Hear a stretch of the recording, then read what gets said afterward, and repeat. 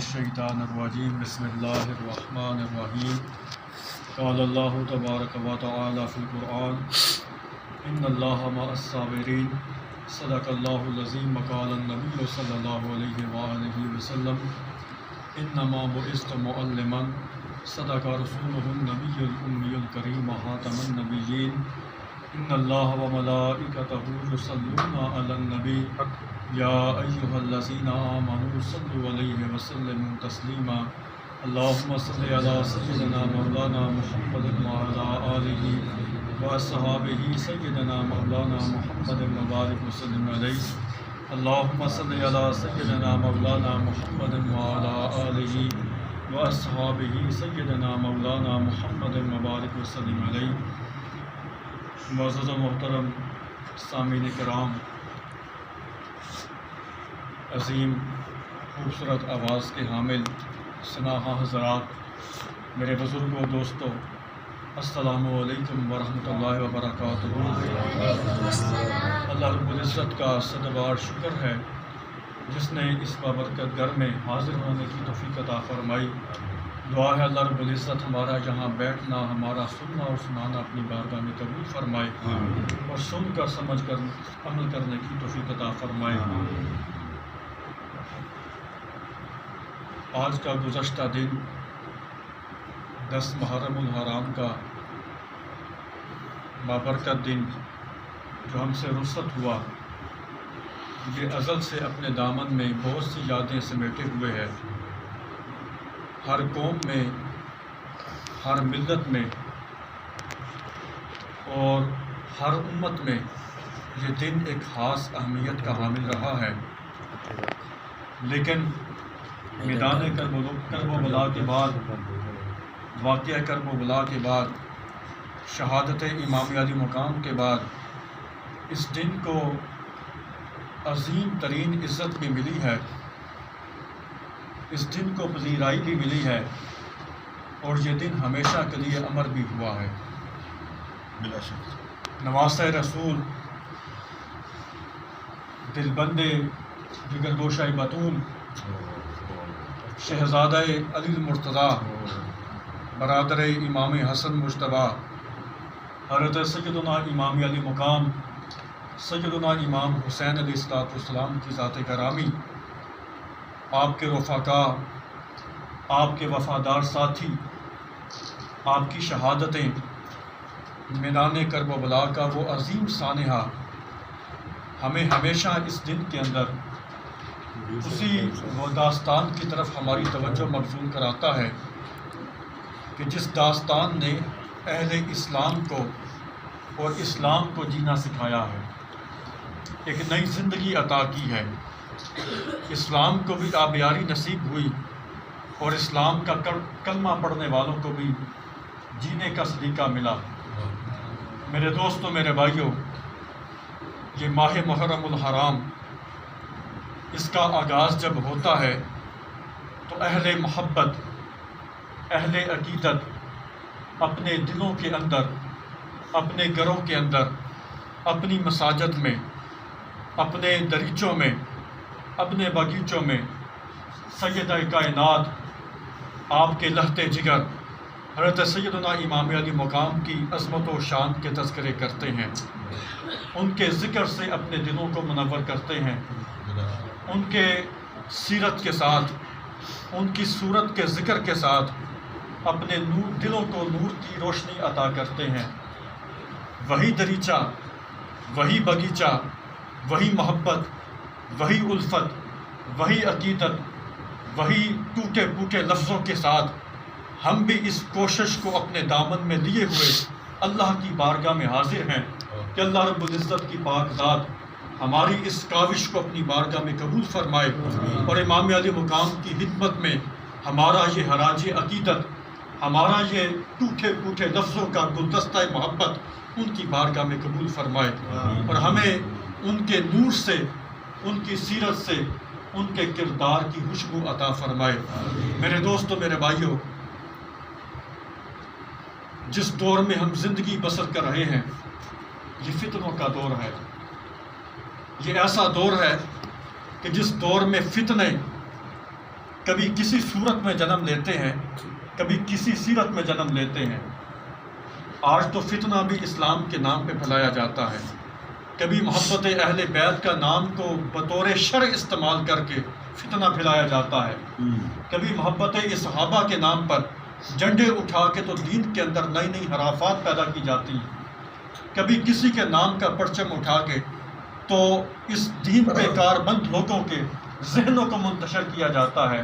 ہماری آنے والی نسلیں جب ہمارے اس رویے کو دیکھتی ہیں، ہمارے علماء کے مزاج کو دیکھتی ہیں، منبر و محراب سے نکلنے والی ان ترش اور تلخ لہجوں کو دیکھتی ہیں تو وہ سوچتے ہیں کہ پتہ نہیں داعیے اسلام کا لہجہ کیسا ہوگا، نعوذ باللہ من ذالک، پتہ نہیں دین کے علم برداروں کا لہجہ یہی ہوتا ہے، ان کا انداز یہی ہوتا ہے۔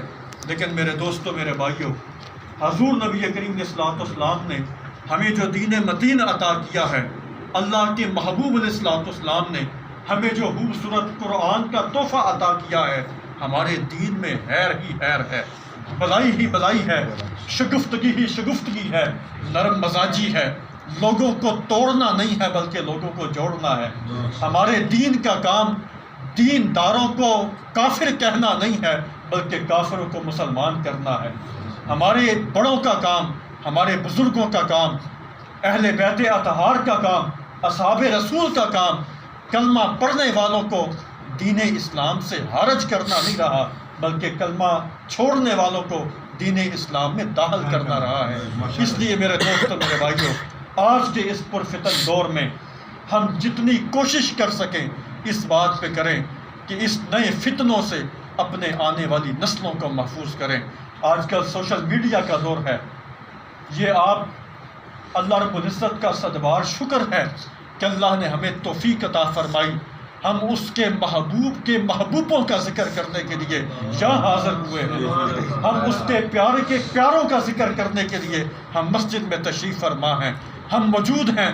اللہ نے ہمیں یہ سعادت عطا کی ہے، یہ ہماری خوش بختی ہے، ورنہ وہ لوگ بھی ہیں جو اس محرم میں ان دنوں میں کوئی بری کی سیر کرنے جاتا ہے، کوئی کسی جگہ کی سیر کرنے جاتا ہے، کوئی خوش گپیوں میں مصروف ہے، کوئی بازار کے اندر خوش گپیوں کے اندر مصروف ہے، کوئی کھیلوں پہ بیٹھا ہوا ہے۔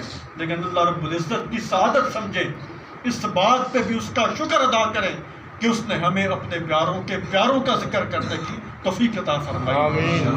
میں کوشش کروں گا کہ آج ہم اس مختصر نشست کے موقع پر حسنین کریمین کی زندگی کا مختصر سا خلاصہ یہاں اپنے دامن میں سمیٹ کے رخصت ہوں، ہم کچھ ایسی بات سیکھ کے جائیں کہ جو باتیں ہمارے آنے والی زندگی میں ہمیں کارگر ثابت ہو سکیں، ہمیں فائدہ دیں، ہمیں نفع پہنچائیں۔ وگرنہ آج کل تو جو ہمارے جلسے اور جلوسوں کی حالت ہے وہ نعوذ باللہ یہی ہے، آؤ سنو، پیسے پھینکو، رخصت ہو جاؤ، نہ تمہیں دین کی فکر ہے نہ تمہیں ایمان کی فکر ہے۔ جو 40 سے 50 ہزار تمہارے ساتھ طے کر کے آتا ہے اس کو کوئی فکر نہیں ہے کہ تم جنتی ہو کے مرو یا جہنمی ہو کے مرو۔ میرے دوستو، میرے بھائیوں، عمل آپ نے خود کرنا ہے، زندگی آپ نے خود سنوارنی ہے۔ اگر آپ خود اپنے آپ کو درست کرنے کی طاقت نہیں رکھتے تو کوئی مائی کا لال بڑے سے بڑا موٹیویشنل سپیکر بھی آپ کی زندگی کو بدل نہیں سکتا۔ یہ بات اپنے ذہن میں رکھیں۔ آج ہمارے نوجوان، میں حیران ہوتا ہوں، ہماری یونیورسٹیز میں، ہمارے کالجز میں، ہمارے سکولز میں جو پروگرام ہوا کرتے ہیں، ہم کہیں نہ کہیں دوسرے گاؤں سے، کسی دوسرے شہر سے، بڑے شہروں کے پلے بڑے نازوں سے موٹیویشنل سپیکرز کو بلا کے ہم ان کی گفتگو سننا پسند کرتے ہیں۔ یاد رکھیں، اس کائنات کے اندر، اس پوری روئے زمین کے اوپر اگر کوئی موٹیویشنل سپیکر ہے تو ہمارے کریم آقا کی ذات گرامی ہے۔ یہ بات اپنے ذہن میں رکھیں، یہ بات اپنے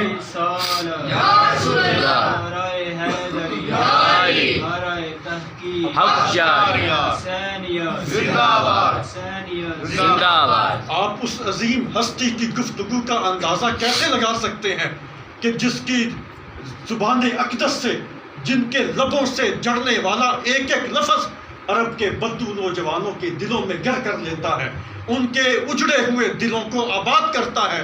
جب میرا محبوب ان کے سامنے کہتا ہے قل هو اللہ احد، وہ اللہ ایک ہے، وہ عرب کے بدو نوجوان جو پہلے ماننے سے انکار کرتے ہیں، میرے نبی کے حسن سلوک کو دیکھ کر، میرے نبی کی شگفتہ زبان کو سن کے، میرے نبی کے لبوں سے جھڑنے والے وہ خوبصورت پھولوں کو سن کے ان کے دل موم ہو جاتے ہیں، وہ اپنے آپ کی صدا پہ لبیک کہتے ہیں اور وہ بھی خدا کو ایک مانتے ہیں۔ اس لیے میرے دوستو، میرے بھائیوں، اس کائنات کے اندر، اس روئے زمین کے اوپر اگر کوئی موٹیویشنل سپیکر ہے تو ہمارے کریم آقا کی ذات اقدس ہے۔ میں آج حیران ہوتا ہوں اپنے خطباء حضرات کی گفتگو سن کے کہ جن کی گفتگو کے اندر قرآن کی ایک آیت بھی نہیں ہوتی، حدیث مصطفیٰ کا ایک پہلو نہیں ہوتا۔ میں یہ کہتا ہوں قرآن نعوذ باللہ اپنا اثر چھوڑ گیا ہے، یا نعوذ باللہ حدیث کا مجموعہ ختم ہو چکا ہے کہ تمہیں گفتگو کرنے کے لیے، تمہیں تقریریں کرنے کے لیے من گڑت قصے اور کہانیوں کی ضرورت پڑ چکی ہے۔ اس لیے میرے دوستو، میرے بھائیوں، حدیث مصطفیٰ سے اپنا تعلق جوڑیں، قرآن سے اپنا تعلق جوڑیں۔ کیا یہ ہمارے لیے، میں خطبے میں نے قرآن پاک کی ایک آیت مقدسہ، چھوٹی سی آیت مقدسہ آپ کے سامنے تلاوت کی ہے۔ اللہ رب العزت کی پاک ذات نے ارشاد فرمایا، ان اللہ مع الصابرین، بے شک اللہ کی پاک ذات صبر کرنے والوں کے ساتھ ہے۔ یہ قرآن پاک کے 2-3 لفظ، تم کیا سمجھتے ہو ان لفظوں کے اندر چاشنی نہیں ہے؟ تم کیا سمجھتے ہو ان لفظوں کے اندر روحانیت نہیں ہے؟ تم کیا سمجھتے ہو ان لفظوں کے اندر تمہارے لیے درس ہدایت نہیں ہے؟ ذرا غور سے پڑھ کے تو دیکھو، ان اللہ، بے شک اللہ کی ذات، مع الصابرین، جو صبر کرتے ہیں ان کے ساتھ ہوتی ہے۔ اگر تمہیں اس آیت کی سمجھ نہیں آتی تو آؤ میدان کربلا میں امام علی مقام کی شخصیت کو دیکھو، جنہوں نے صبر کیا ہے اور اللہ رب العزت نے ان کو اپنی معیت عطا فرمائی ہے، اور ایسی معیت عطا فرمائی ہے۔ علامہ اقبال رحمۃ اللہ تعالیٰ علیہ آپ ارشاد فرماتے ہیں، علامہ اقبال کی شخصیت کو جانتے ہیں آپ لوگ؟ ہم لوگوں نے ان کو صرف ایک شاعر سمجھا ہے۔ اقبال صرف ایک شاعر نہیں ہے، بلکہ اپنے زمانے کا ایک مانا ہوا عظیم ترین فلسفی انسان ہے۔ وہ فلسفی جو اپنے دور کے بڑے سے بڑے انگریز فلاسفر کو بھی اپنے لفظوں سے مات دینا جانتا ہے۔ اللہ رب العزت نے وہ ذہانت، وہ فطینت اس بندے کو عطا فرمائی ہے۔ حضرت علامہ اقبال ارشاد فرماتے ہیں، اگر تمہیں حسین کی یا تمہیں قرآن کی سمجھ نہیں آتی تو آؤ اقبال تمہیں بتاتا ہے قرآن کیا ہے۔ آپ ارشاد فرماتے ہیں، رمز قرآن از حسین موہتین آتش او شعلہ اندوہتین۔ اقبال فرماتے ہیں، میں نے تو قرآن کا راز ہی حسین پاک کی شخصیت سے جانا، سبحان اللہ، میں نے تو قرآن سمجھا ہے تو میں نے حسین پاک کی شخصیت سے سمجھا ہے۔ آتش او شعلہ اندوہتین، موت بھی قبول ہے، موت بھی قبول ہے۔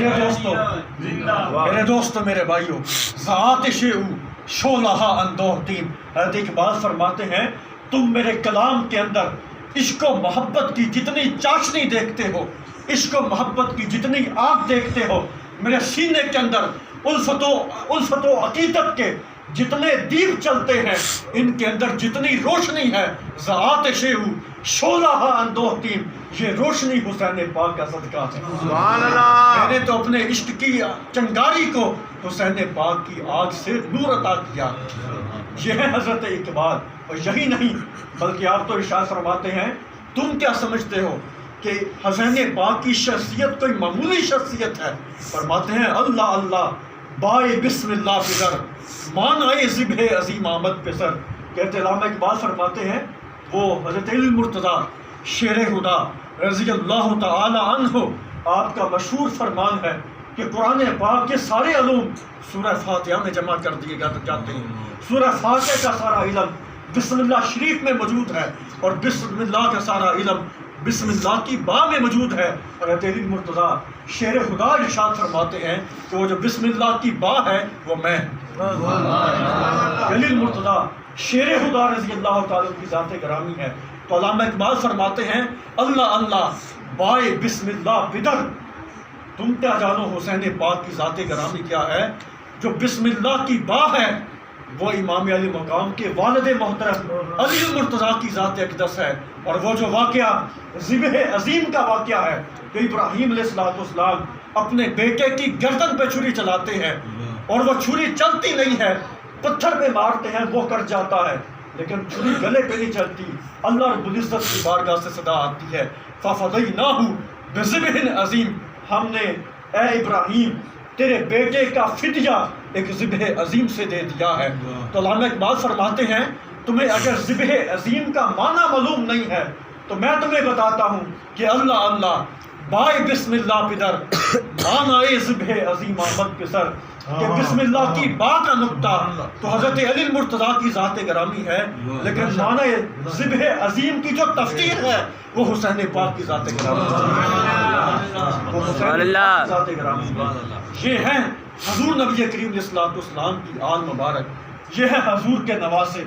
میں مختصر سا کا کوشش کروں گا آپ کے ذہن میں حسنین کریمین کی زندگی کا آپ کے سامنے چھوڑ جاؤں کہ جو ہمارے لیے ہم سب کے لیے ہماری آنے والی نسلوں کے لیے جس میں ہدایت کے پھول ہیں حضور نبی کریم علیہ الصلوۃ والسلام کے یہ دونوں شہزادے کتنے خوبصورت ہیں.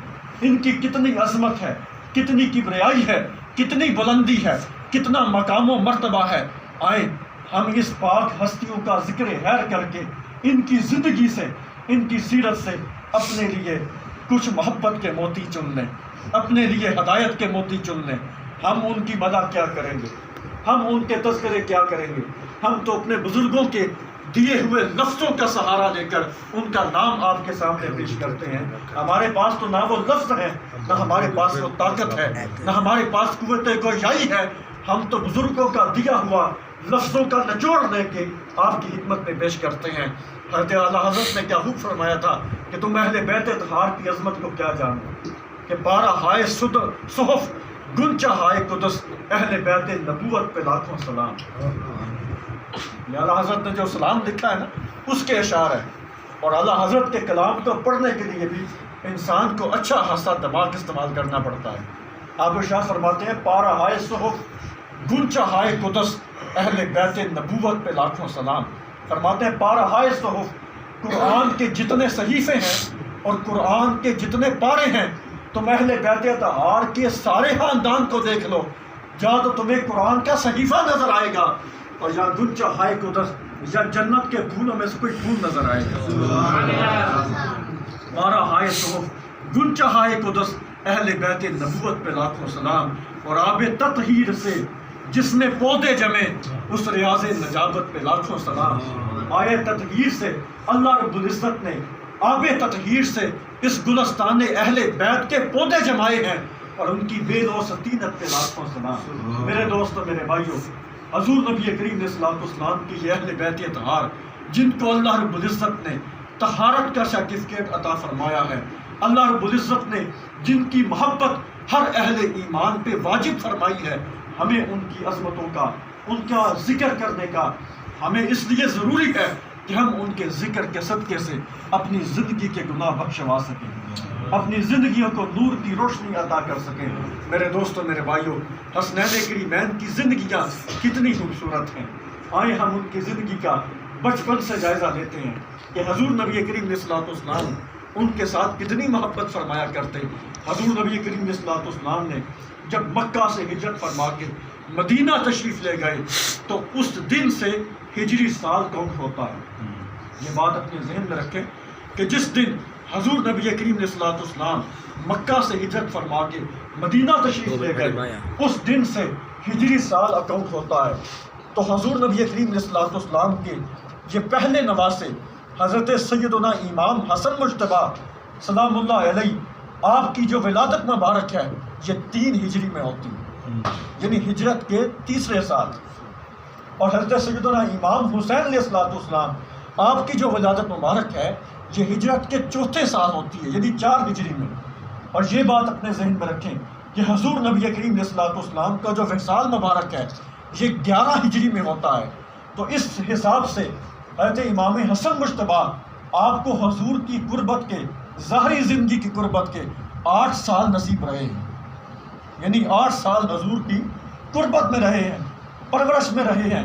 اور سیدنا امام حسین علیہ الصلوۃ والسلام کی شخصیت یہ 7 سال حضور کی پرورش میں رہے ہیں. یہ بات اپنے ذہن میں رکھیں, یہ تاریخی حوالے بھی اپنے ذہن میں رکھا کریں. ہمیں معلوم ہونا چاہیے کہ ہمارے کریم آقا علیہ الصلوۃ والسلام کی ولادت کب ہوئی، ہمارے کریم آقا علیہ الصلوۃ والسلام کی وصال مبارک کب ہوا، ان نواسوں کا ذکر خیر کیا ہے، ان کی سیرت کیا ہے، ان کی ولادت کب ہوئی، ان کی شہادت کب ہوئی، ہمیں معلوم ہونا چاہیے، ہمیں ان کی زندگیوں کے بارے میں علم ہونا چاہیے۔ حضور نبی کریم علیہ الصلوۃ والسلام کے یہ دونوں نواسے جب ان کی ولادت ہوتی ہے تو حضور نبی کریم علیہ الصلوۃ والسلام ان کے دائیں کان میں خود اذان کہتے ہیں، ان کے بائیں کان میں خود اقامت کہتے ہیں، ان کو خود گٹی عطا کرتے ہیں۔ اور ہم جو گٹی دیتے ہیں اپنے بچوں کو، ہم کسی محلے کے معزز شخص سے، متقی شخص سے، پرہیزگار شخص سے ہم کہتے ہیں کہ نیک بندہ ہو، ہم اس کی گٹی اپنے بچوں کو دلائیں۔ لیکن حسنین کریمین کی عظمتوں پہ قربان کہ حضور نبی کریم علیہ الصلوۃ والسلام نے ان کو خود گٹی عطا فرمائی۔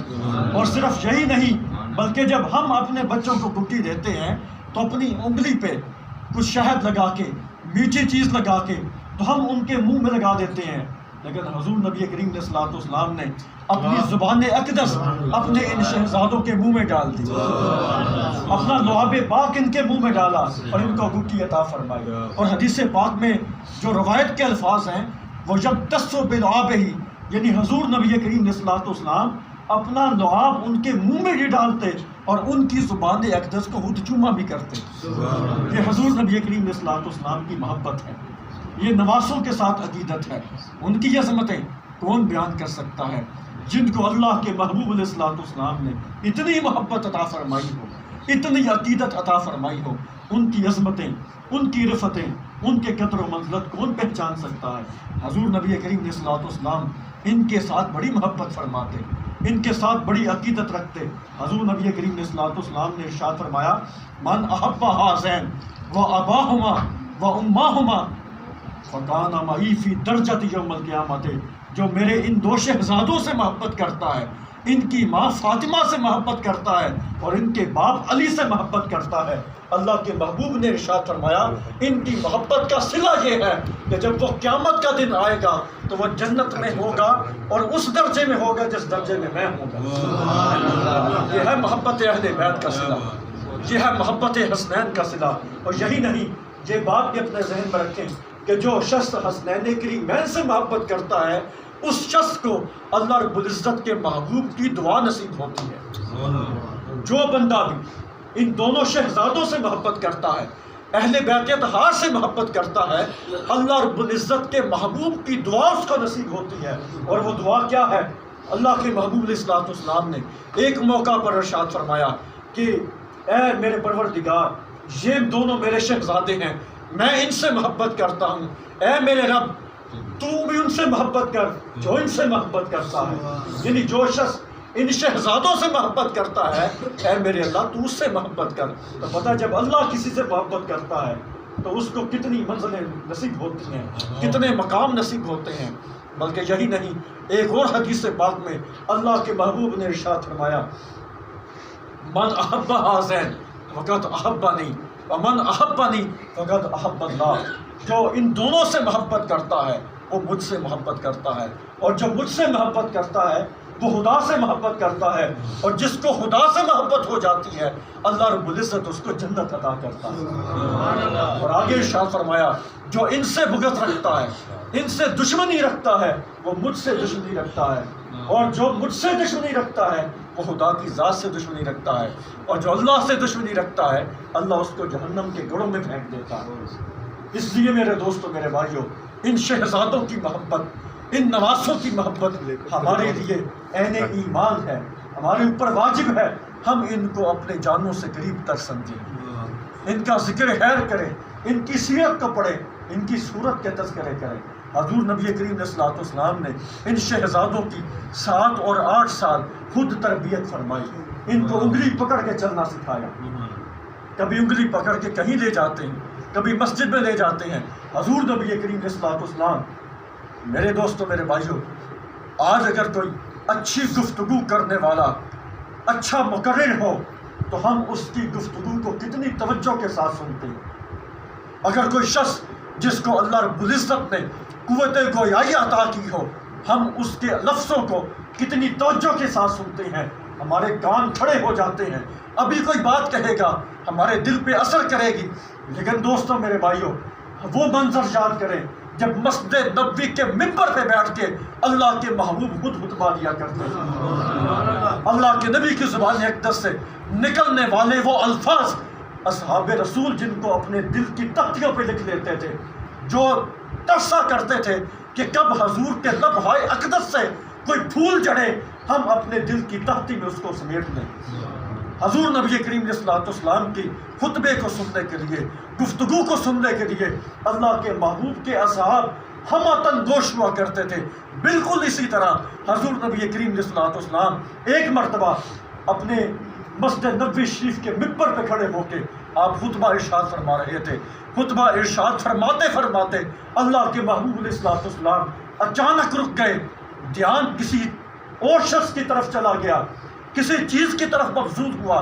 اللہ کے محبوب علیہ الصلوۃ والسلام نے خطبہ چھوڑا اور آہستہ آہستہ ممبر سے نیچے اترنا شروع کیا. جب نیچے اترے تو آپ نے جلدی سے اپنے دونوں نواسوں کو گلے لگا دیا. دونوں نواسوں کو گلے لگا دیا. حضور نبی کریم علیہ الصلوۃ والسلام نے جب آپ سے اس کے سبب پوچھا گیا تو حضور نبی کریم علیہ الصلوۃ والسلام نے ارشاد فرمایا، جب یہ دونوں شہزادے مسجد میں داخل ہوئے تو میں نے اپنا خطبہ روک دیا. یہ کبھی دائیں کی طرف گرنا چاہتے، کبھی بائیں کی طرف لپکتے، تو میں نے اس ڈر کی وجہ سے کہ کہیں میرے شہزادے گر نہ جائیں، ان کو تکلیف نہ ہو، میں نے خطبہ بھی روکا، ممبر سے نیچے اترا اور میں ان کے لیے ممبر چھوڑ کے ان کو تھامنے کے لیے آگے بڑھ گیا. یہ ہے حسنین کریمین کی محبت. میرے دوستوں میرے بھائیوں، حضور نبی کریم علیہ الصلوۃ والسلام کی ذات اقدس نے ان شہزادوں کی وہ تربیت فرمائی ہے، اور ایسی تربیت فرمائی کہ اللہ رب العزت نے ان کو وہ مقام عطا فرمائے، سیرت میں بھی اور صورت میں بھی. میں صرف ان کی زندگی کا ایک پہلو آپ کے سامنے پیش کر کے اپنی گفتگو کو ختم کرتا ہوں. حضور نبی کریم علیہ الصلوۃ والسلام کی ذات اقدس نے حسنین کریمین کو ظاہری طور پر بھی اپنا سب کچھ عطا کر دیا تھا اور باطنی طور پر بھی اپنا سب کچھ عطا کر دیا تھا. اور میں ان دونوں باتوں کے دلیل کے اوپر میں 2 حدیث پاک آپ کے سامنے پیش کروں گا. اور ایک حدیث کے راوی خود مولا کائنات شیر خدا رضی اللہ تعالیٰ کی ذات گرامی ہے، اور دوسری حدیث پاک کی راویہ خود خاتون جنت سیدہ کائنات جگر گوشہ رسول حضور نبی کریم علیہ الصلوۃ والسلام کی پیاری صاحبزادی ہیں. یہ 2 حدیث پاک میں آپ کے سامنے پیش کرتا ہوں کہ اللہ کے محبوب نے اپنے ان نواسوں کو ظاہری طور پر بھی سب کچھ عطا کر دیا اور باطنی طور پر بھی سب کچھ عطا کر دیا. یہ ہیں حضور کے نواسے، یہ ہیں حضور کے شہزادے. اللہ رب العزت نے کہ محبوب نے جن کے بارے میں ارشاد فرمایا، الحسن والحسین سیدہ شباب اہل الجنہ، یہ میرے حسن اور حسین جنتی نوجوانوں کے سردار ہیں. کیا مقام ہے، کیا قدر و منزلت ہے، کتنا عظیم تحفہ ہے، کتنے بڑے شہزادے ہیں. اللہ رب العزت نے دنیا میں ابھی ولادت ہوتی ہے، چند سال کی عمر ہے، اللہ کے محبوب سرٹیفکیٹ عطا کرتے ہیں، یہ جنتی نوجوانوں کے شہزادے. یہ ہے حضور کے نواسے. اگر کوئی اپنی آنکھیں بند کر کے اپنے دل کے اوپر تعصب کی کالی پٹی باندھ کے ان شہزادوں کو دیکھے گا تو اس کو محبت رسول نظر نہیں آئے گی. محبت رسول دیکھنے کے لیے تمہیں حضور کے در اقدس پہ سر جھکانا ہوگا، تمہیں حضور کی باتوں پہ یقین کرنا ہوگا، تمہیں حضور نبی کریم علیہ الصلوۃ والسلام کی نبوت کو اور رسالت کو دل سے تسلیم کرنا ہوگا. جب تم یہ کہتے ہو کہ قرآن ایک ہے، یہ جو ہم قرآن پڑھتے ہیں یہ قرآن ہے، بھائی تمہیں کس نے بتایا؟ اللہ کے نبی نے بتایا. بے شک بے شک. تم کہتے ہو خدا ایک ہے، کس نے بتایا؟ اللہ کے نبی نے بتایا.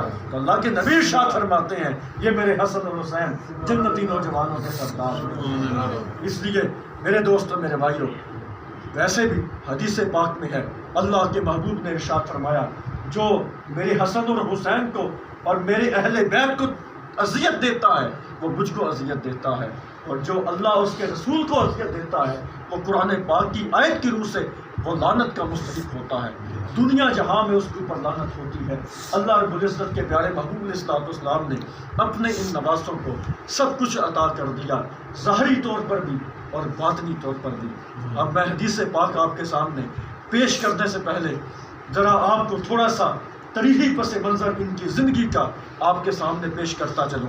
حضور نبی کریم علیہ الصلوۃ والسلام کا وصال مبارک ہوتا ہے 11 ہجری میں، اور 11 ہجری میں حضور نبی کریم علیہ الصلوۃ والسلام کی پیاری صاحبزادی حضرت سیدہ کائنات فاطمہ الزہرا سلام اللہ علیہا آپ بھی اس دنیا سے رخصت ہو جاتی ہیں۔ حضور کے وصال کے بعد 6 ماہ کے عرصے کے بعد آپ کا وصال بھی ہو جاتا ہے۔ حضور نبی کریم علیہ الصلوۃ والسلام کے پہلے خلیفہ حضرت ابو بکر صدیق رضی اللہ تعالیٰ عنہ کی ذات گرامی، آپ کا وصال مبارک ہوتا ہے 13 ہجری میں، اور پھر 13 ہجری سے لے کر تو 23 ہجری تک یا 24 ہجری تک سیدنا فاروق اعظم کا دور خلافت ہے، اور 24 ہجری سے لے کر 35 ہجری تک سیدنا عثمان غنی کا دور خلافت ہے، اور 35 ہجری سے لے کر 40 ہجری تک حضور نبی کریم علیہ الصلوۃ والسلام کے عظیم سپاہی، عظیم بھائی حضرت علی مرتضیٰ شیر خدا رضی اللہ تعالیٰ عنہ آپ کا دور خلافت ہے۔ 40 ہجری میں علی مرتضیٰ شیر خدا رضی اللہ تعالیٰ عنہ آپ کی شہادت ہوتی ہے، اور 6 ماہ کے لیے حضرت سیدنا امام حسن مجتبیٰ آپ منصب خلافت پہ قائم رہتے ہیں۔ پھر اس امت کو جنگ سے بچانے کے لیے آپ خلافت سے دستبردار ہوتے ہیں۔ حضرت سیدنا امام حسن آپ کا وصال 49 ہجری میں ہوتا ہے، اور سیدنا امام حسین علیہ الصلوۃ والسلام آپ کا وصال مبارک 61 ہجری میں ہوتا ہے۔ یہ آپ کی شہادت میدان کرب و بلا میں ہوتی ہے۔ یہ آپ کی زندگی کا ایک مختصر سا خلاصہ آپ کے سامنے میں نے پیش کیا ہے، لیکن وہ بات جو حضور نبی کریم علیہ الصلوۃ والسلام نے اپنے شہزادوں کو عطا فرمائی، میں اس پہ اپنی گفتگو کو ختم کرتا ہوں۔ حضور نبی کریم علیہ الصلوۃ والسلام نے حضرت علی مرتضیٰ اس حدیث کے راوی ہیں، حضرت علی ارشاد فرماتے ہیں کہ ان الحسن اشبہ رسول اللہ صلی اللہ علیہ وآلہ وسلم ما بین صدر الی الراس، کہ میرا بیٹا جو حسن ہے یہ سر سے لے کر سینے تک حضور کے مشابہ ہے، والحسین اشبہ بالنبی صلی اللہ علیہ وآلہ وسلم ما اسفل من ذالک، اور میرا جو حسین ہے یہ سینے سے لے کے پاؤں تک یہ حضور کے مشابہ ہے۔ تو جب دونوں شہزادوں کو کھڑا کیا جاتا تھا تو شکل مصطفیٰ بن جایا کرتی تھی۔ حضور نبی کریم علیہ الصلوۃ والسلام نے ان شہزادوں کو ظاہری حسن بھی عطا کیا تھا، ظاہری حسن بھی عطا کیا تھا، اور باطنی حسن بھی عطا کیا تھا۔ سیدی اعلیٰ حضرت رحمۃ اللہ تعالیٰ علیہ آپ نے اس حدیث پاک کی تشریح کرتے ہوئے بڑے خوبصورت لفظوں میں آپ نے قصیدہ نور میں شعر لکھا ہے۔ قصیدہ نور میں ایک بڑا خوبصورت شعر آپ نے لکھا۔ سیدی اعلیٰ حضرت فرماتے وہ جو قصیدہ نور ہے کہ تیری نسل پاک میں ہے بچہ بچہ نور کا، تو ہے عین نور تیرا سب گھرانہ نور کا۔ اس کا کیا مطلب ہے؟ حضور نبی کریم علیہ الصلوۃ والسلام کی ذات اقدس کو اللہ رب العزت نے جو اپنے نور سے پیدا فرمایا تھا، اور وہ نور حضور نبی کریم علیہ الصلوۃ والسلام کے پردہ فرمانے کے بعد کیا اس دنیا سے اٹھ گیا ہے؟ نہیں، بلکہ اللہ حضرت فرماتے ہیں کہ وہی نور حسنین کریمین کی صورت میں اور آپ کی نسل کی صورت میں آج بھی موجود ہے، اور قیامت تک رہے گا۔ اللہ کے محبوب علیہ الصلوۃ والسلام نے ارشاد فرمایا ہر نسل، ہر حسب قیامت کے دن منقطع ہو جائے گا سوائے میرے حسب کی اور سوائے میرے نسب کی۔ میرا نسب بھی زندہ رہے گا اور میرا حسب بھی زندہ رہے گا۔ میرے دوستو، میرے بھائیو، حضور نبی کریم علیہ الصلوۃ والسلام کے یہ دونوں شہزادے جن کو اللہ کے محبوب نے ظاہری طور پر بھی اپنا حسن عطا فرمایا تھا اور باطنی طور پر بھی اپنا حسن عطا فرمایا تھا، حضرت سیدنا امام حسن مجتبیٰ جو سر سے لے کے سینے تک حضور کے مشابہ تھے، یعنی یہ اتنا حصہ اوپر والا یہ حضور کے مشابہ تھے، ان کا چہرہ بڑا خوبصورت تھا۔ یہ تو حضرت امام حسن کی بات ہے نا۔ میدان کرب و بلا میں ایک یزیدی راوی اس بات کو روایت کرتا ہے کہ جب امام حسن کے صاحبزادے حضرت قاسم رضی اللہ تعالیٰ عنہ جب آپ میدان کربلا میں تشریف لائے، آپ جب میدان کربلا میں تشریف لائے گھوڑے پہ سوار ہو کے آئے، تو ایک یزیدی راوی اس بات کو نقل کرتا ہے کہ ہم یوں سمجھتے تھے کہ جیسے اتنا خوبصورت شخص جیسے کوئی چاند زمین پہ آ چکا، اتنے خوبصورت حضرت قاسم رضی اللہ تعالیٰ کی ذات گرامی، ان کو ہم شکل مصطفیٰ کہا جاتا ہے، شبیہ مصطفیٰ کہا جاتا ہے۔ سبحان اللہ۔ تو حضور نبی کریم علیہ الصلوۃ والسلام کے شہزادے حضرت سیدنا امام حسن مجتبیٰ جن کو اللہ کے محبوب نے یہ اپنا ظاہری حسن عطا فرمایا تھا، اور امام حسین آپ کو اللہ رب العزت کے محبوب نے اپنی سینے سے لے کے پاؤں تک جو حسن ہے یہ عطا فرمایا تھا۔ تو حضور نبی کریم علیہ الصلوۃ والسلام کی اس حدیث پاک کو اللہ حضرت نے اپنے اس کلام کے اندر بڑے خوبصورت پیرائے کے ساتھ آپ نے سمیٹا ہے. آپ ارشاد فرماتے ہیں کہ معدوم نہ تھا سایہ شاہ ثقلین، معدوم نہ تھا سایہ شاہ ثقلین، اس نور کی جلوہ گاہ تھی ذات حسنین، تمثیل نے اس سایہ کے دو حصے کیے، آدھے سے حسن بنے آدھے سے حسین.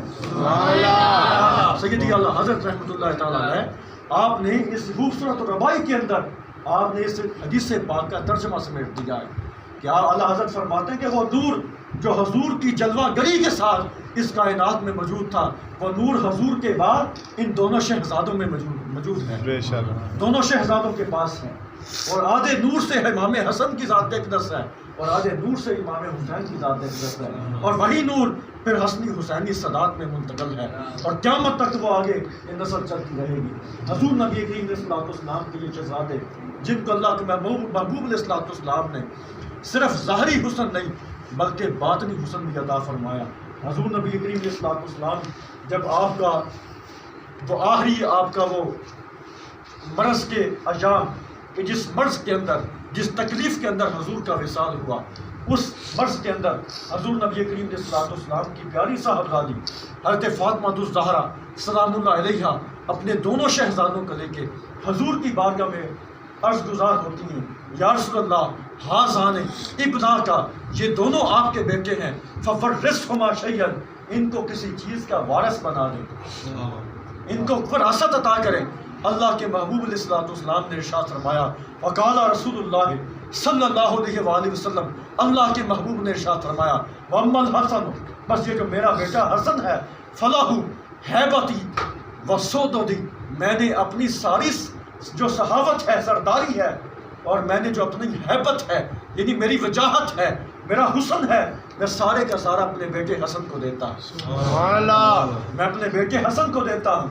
والحسین، اور یہ جو میرا بیٹا حسین ہے، فلاح جرأتی وجودی، اور یہ جو میرا بیٹا حسین ہے میں اپنی ساری جرأت اور اپنی ساری صحاوت اپنے بیٹے حسین کو دیتا ہوں، اپنے بیٹے حسین کو دیتا ہوں. تو ظاہری طور پر بھی اپنا سارا حسن ان شہزادوں کو عطا فرمایا اور باطنی طور پر بھی اپنا سارا حسن ان شہزادوں کو عطا فرمایا. اور آپ جانتے ہیں کہ اللہ کے محبوب علیہ الصلوۃ والسلام نے اپنی جرأت اپنی بہادری امام حسین کو عطا فرمایا. نبی کی جرأت جانتے ہیں، نبی کی جرأت کتنی، نبی کی شجاعت کتنی ہے. جب حضور نبی کریم علیہ الصلوۃ والسلام نے اعلان نبوت فرمایا تو کافروں نے مل کے حضور کے چچا کے سامنے حضرت ابو طالب کے سامنے عرض کی، پیش کی کہ آپ اپنے بھتیجے کو جا کے سمجھائیں کہ وہ نئے دین کی تبلیغ سے باز آ جائے، وگرنہ ہم ان کو اذیت دیں گے، ہم سے جتنا چاہے مال لے لے، جو کچھ مرضی دے لے، لیکن اس نئے دین کی تبلیغ سے باز آ جائیں. حضور نبی کریم علیہ الصلوۃ والسلام کے چچا جان آپ نے جب حضور کے سامنے اس بات کا اظہار کیا تو اب دیکھیں نبی کی بہادری کتنی ہے، نبی کی جرأت کتنی ہے.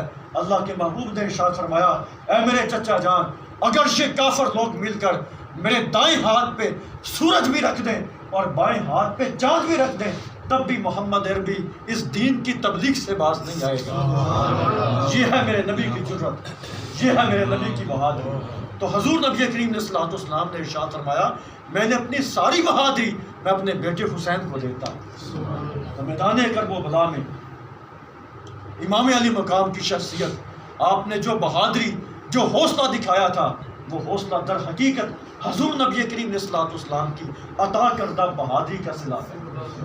اتنے شہزادے کٹوا دیے، اتنے دل بند کٹوا دیے، اپنے جگر کے ٹکڑے پیش کر دیے، لاشیں اٹھا کے لے آتے ہیں، لیکن پھر بھی ایک ہی کلمہ زبان پر ہے کہ اللہ میں تیری رضا پہ راضی ہوں، اے میرے پروردگار میں تیری رضا پہ راضی ہوں، تو جیسے تو خوش ہے میں بھی ویسے ہی خوش ہوں. تو میرے دوستوں، میرے بھائیوں، حضور نبی کریم علیہ الصلوۃ والسلام کے یہ شہزادے، ان کی محبت ہمارے لیے عین ایمان ہے. ان کا ذکر کیا کریں، ان کی سیرت اپنے بچوں کو پڑھ کے سنایا کریں، ان کے تذکرے سنایا کریں.